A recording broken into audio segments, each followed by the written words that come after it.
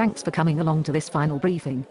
In general, I want to emphasize that the event was a huge success for Macville, and we really appreciate the work you put into helping ensure this project came to fruition. That's right, I actually agree with Seamus here. Anyway, to get the ball rolling, we'll get Sally from the business department to brief us on the numbers. Make sure you have a pen handy, because she's really going to rattle off some figures to you. Thanks, Mary and Seamus.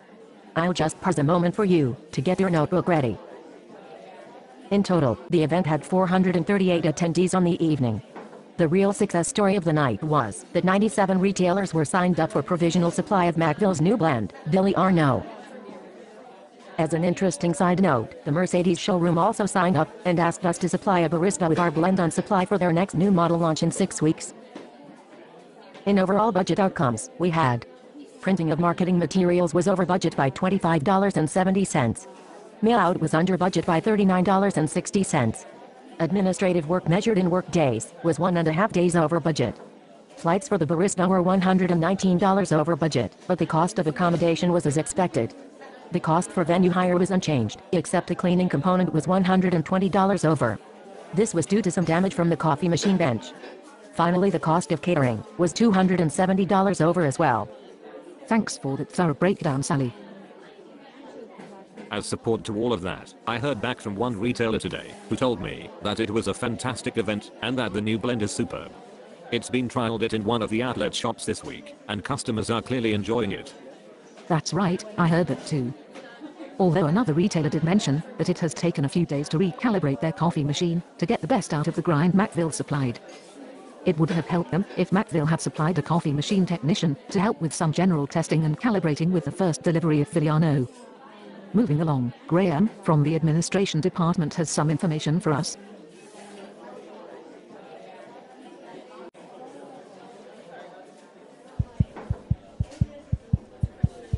Hi, I'm not wanting to put a dampener on the event, but I must let you know that there was an enormous amount of follow-up required for the mail-out.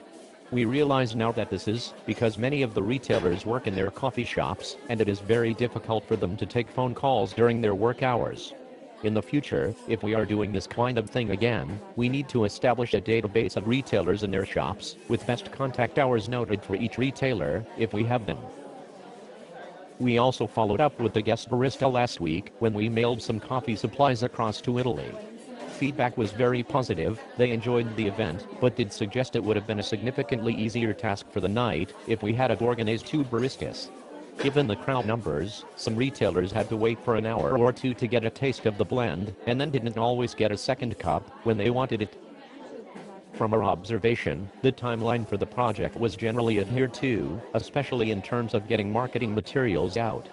The variance we saw from timeline occurred during follow-up of the mail-out, as it took far longer to follow up the retailers than the project plan he had allowed, as I mentioned earlier. An extra staff member for this would have helped significantly, or 2 more days allowed in the schedule. Thank you for your time. I also should point out that I spoke with the catering crew this morning.